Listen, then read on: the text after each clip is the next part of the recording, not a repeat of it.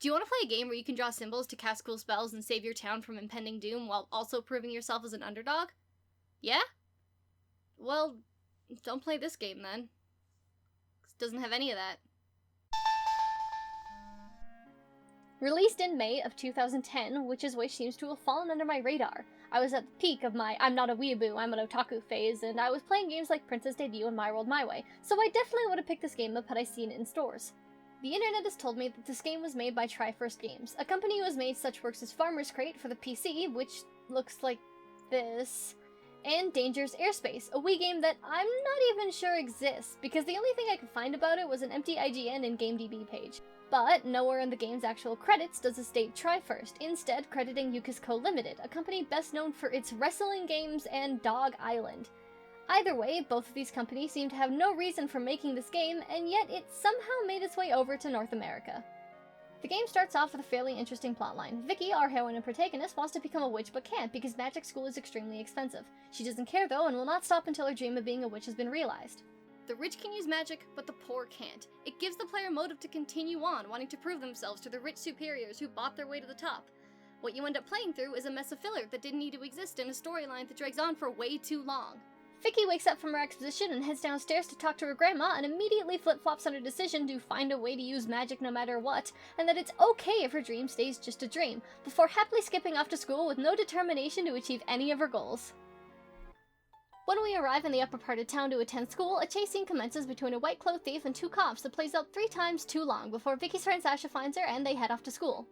At school, we're introduced to some of Vicky's schoolmates that I don't care about, and the teacher who asks if something is bothering Vicky. Instead of explaining though, Vicky has a monologue in her head and decides to ditch school to help the criminal. Why the teacher lets her just leave with a vague excuse of I have somewhere to be is beyond me, but Vicky dashes off to assist in criminal activity without even a word of opposition from anyone. Vicky heads to the lower part of town to find that the thief has been captured, and instead of backing out and not upsetting the police, decides to help free her for some stupid frickin' reason. The thief tells Vicky that she needs to find the magic board that she hid in the dump and use it on the cop blocking the cell, which is just a terrible idea, but it means we can use magic, so why not? We're like 10, making bad decisions is what we're good at.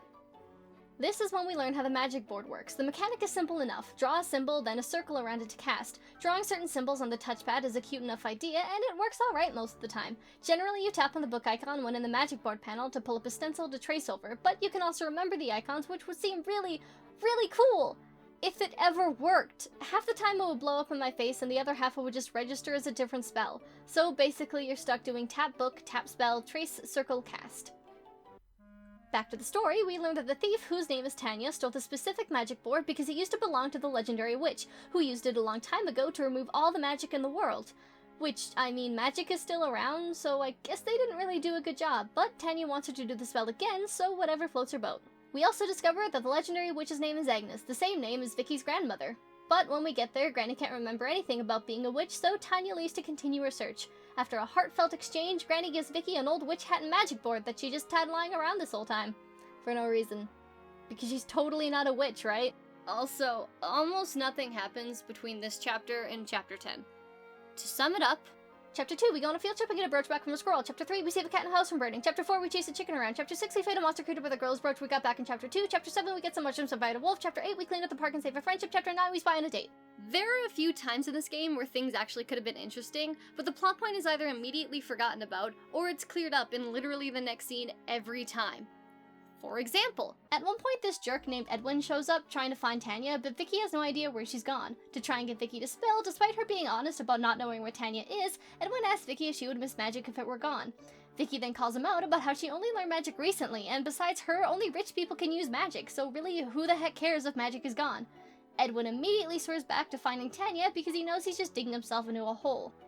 This could have turned into a story arc of the city fighting the Magic Bureau about the cost of magic school if all it needed this entire time was a special board and some chalk, but nope, it's forgotten about completely. I'm not sure why this was included, perhaps to remind the player that Tanya is a wanted criminal, but that could have easily been done with NPCs or wanted posters decorating the city.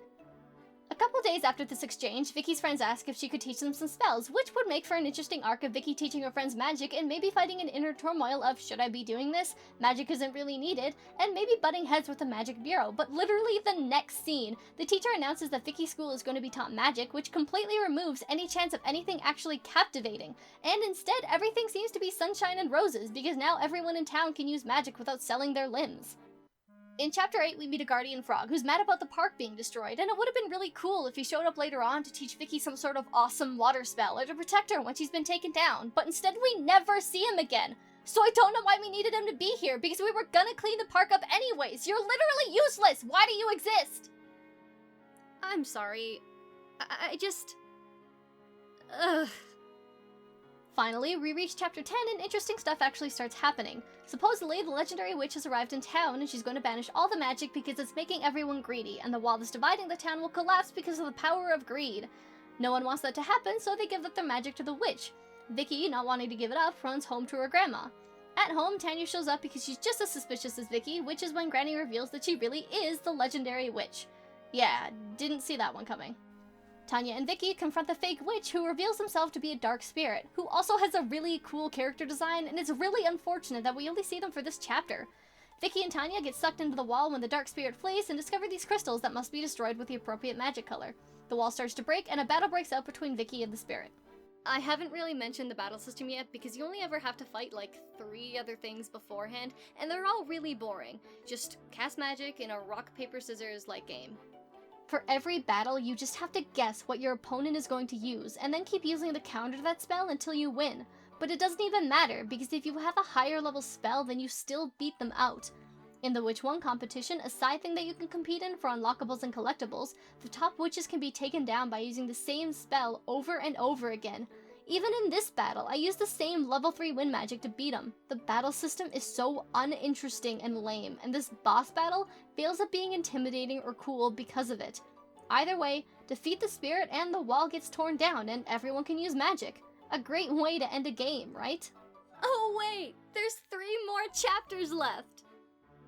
I'm gonna be honest. I stopped caring after this. Chapter 10 would have been a great ending. Realizing that there was more just broke me. So the day after the wall is torn down, everyone is able to use magic, as what Vicky wanted. Then, after noticing that people are fighting and being rude, Vicky decides to rebuild the wall to stop them. Fiona's option of ice handcuffs was honestly better. They go to Granny Witch, who tells of another dark spirit that showed up the first time she sealed magic that has reappeared to ruin everyone's day. Vicky and her friends go and fight it, and Vicky gains the most overpowered spell ever. Cast 2 spells on top of each other to summon a meteor and beat out everything. Literally any fight after this is just laughable.